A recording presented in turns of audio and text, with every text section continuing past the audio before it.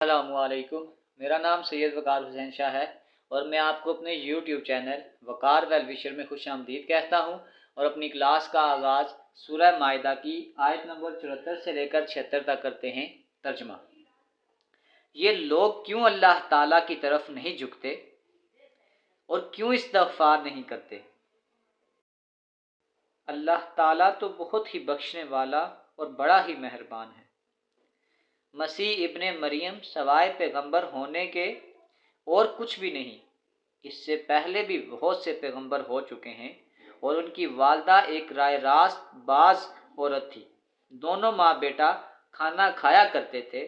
आप देखिए कि किस तरह हम उनके सामने दलीलें रखते हैं और फिर गौर कीजिए कि किस तरह वो फिरे जाते हैं। आप कह दीजिए कि तुम अल्लाह के सिवा उनकी इबादत करते हो जो ना तुम्हारे किसी नुकसान के मालिक हैं और ना किसी नफ़ा के। अल्लाह ही खूब सुनने वाला और पूरी तरह जानने वाला है। सदक़ल्लाहुल अज़ीम। प्यारे बच्चों, आज की क्लास में एक्सरसाइज 11.1 क्वेश्चन नंबर 1 और उसकी थ्योरी को डिटेल से सॉल्व करेंगे। तो वीडियो को शुरू करने से पहले कमेंट सेक्शन में लाजमी बताएं कि आप हमारी वीडियो कहाँ से देख रहे हैं और आप किस कॉलेज में पढ़ते हैं। तो चलते हैं अपने क्वेश्चन की जानिब। क्वेश्चन को सॉल्व करने से पहले हमारे पास एक कॉन्सेप्ट है फंक्शन ऑफ टू वेरिएबल। इसको भी समझने से पहले हम पहले एक सिंपल चीज़ देखते हैं कि y is equal to 2x plus 3। अब इसमें जो आपके पास x है ये इंडिपेंडेंट वेरिएबल है और जो y होगा ये आपके पास एक डिपेंडेंट वेरिएबल होगा।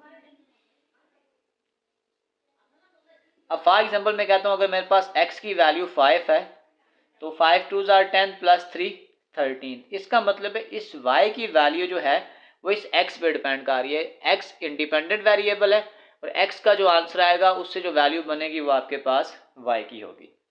सेम यही कंसेप्ट है कि a function z is equal to F X comma Y is a function of two variable x and y। If each given pair x comma y we find a single value of that. कि जब हम x comma y कोई भी pair की जो value z में put करेंगे तो हमारे पास एक सिंगल आंसर आएगा और x y और z सारे के सारे रियल वेरिएबल्स होंगे। अब इसमें जो x और y है ये आपके पास इंडिपेंडेंट वेरिएबल हैं। अब जैसे ये वाली टर्म जो आ जाएगी ये आपके पास इंडिपेंडेंट वेरिएबल हैं दोनों और ये जो z आपके पास हो जाएगा ये डिपेंडेंट वेरिएबल हो जाएगा। और डोमेन क्या है कि set of all ordered pair. इस तरफ जितनी भी वैल्यूज हम इनपुट करते हैं वो आपके पास सारी की सारी डोमेन बनती हैं और जो z का आंसर आएगा वो आपके पास रेंज बन जाता है। ये आपके पास डोमेन और रेंज का कंसेप्ट है। अब यहाँ पे मैं रैंडमली ये कोई वैल्यू पुट कर देता हूँ। सपोज करें कि जो z की वैल्यू हम पुट करने लगे हैं वो पुट कर लेते हैं 1 कामा 2 पे। तो इसका मतलब है x की जगह 1 पुट करेंगे और y की जगह 2 पुट कर देंगे तो ये आ जाएगा 1 का स्क्वायर प्लस x की जगह 1 y की जगह 2 माइनस 1। तो ये आपके पास आ जाएगा 1 का स्क्वायर 1 2 1 ज़ार 2 माइनस 1। ये प्लस 1 माइनस 1 कैंसिल। जब आपके पास x कामा y की वेरिएबल की वैल्यू 1 कामा 2 है तो आपके पास जो z का आंसर आ जाएगा वो आपके पास 2 है। तो ये हमारे पास एक छोटी सी एग्जांपल थी। अब हम चलते हैं अपने क्वेश्चन 1 की जानिब। 1 if f x comma y is equal to x square y plus x y square and t is any real number। तो पहले हम एक जनरल इक्वेशन डाल लेते हैं कि z is equal to f of x comma y और वो आपके पास इक्वेशन वो गिवन है x square y plus x y का स्क्वायर। इसको हम नाम दे देते हैं स्टार इक्वेशन का। और पहले पार्ट में अब हमें उस वैल्यू जो दे रहा है वो दे रहा है कि एफ ऑफ 0 कामा 0। इसका मतलब यह है कि आपके पास x की वैल्यू भी 0 है और y की वैल्यू भी आपके पास 0 है। तो फिर अगर हम z का आंसर निकालेंगे तो वो आपके पास आ जाएगा z आपके पास आ जाएगा z is equal to x square y plus x y का स्क्वायर। ये वैल्यूज को पुट कर दें आ जाएगा 0 का स्क्वायर इंटू 0 प्लस 0 इंटू 0 का स्क्वायर। पास जो फाइनल आंसर आ जाएगा कि z is equal to f 0, 0। वो फाइनल आंसर, क्योंकि ये भी 0 है और ये भी 0 है, तो पहले पार्ट का आंसर आपके पास आ जाएगा 0। ये पहले पार्ट का आंसर है। Next part b. तो इसका मतलब ये है कि x की जगह हम पुट करेंगे -1 और y की जगह पुट कर देंगे 0। फिर हम कह सकते हैं कि स्टार इक्वेशन बिकम्स कि f ऑफ x, y यानी कि -1, 0 which is equal to x का स्क्वायर यानी कि -1 का स्क्वायर इंटू y, और y आपके पास आ जाएगा 0। फिर आपके पास आ जाएगा x यानी कि -1 और y 0 का स्क्वायर। जब ये 0 से मल्टीप्लाई होंगे तो ये दोनों 0 हो जाएंगे। इसका मतलब आपके पास -1, 0 का जो आंसर आ जाएगा वो भी 0 है। ये आपके पास इसका सेकंड आंसर है।